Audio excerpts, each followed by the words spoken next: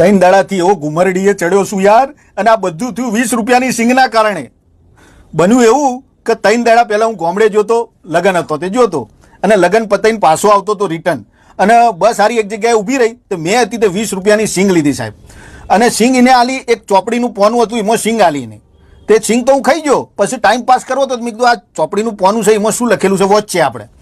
તે ચોપડીના પોનામાં વાર્તા હતી. વાર્તા એવી હતી કે એક ભાઈ હતો, એને લગ્ન થાય ને અને બીજા દિવસે એનું બૈરું મરી જાય. તે ભાઈએ 6 લગ્ન કરેલા, તે 6 વખત લગ્નના બીજે દાડ બૈરું મરી જાય તો એના હાથમાં લગ્ન કરવા હતા.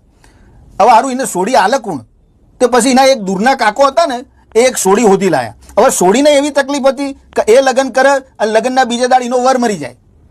એને એવી તકલીફ હતી, એને 6 લગ્ન કર્યા હતા, એનું એ હાથનું લગ્ન હતું.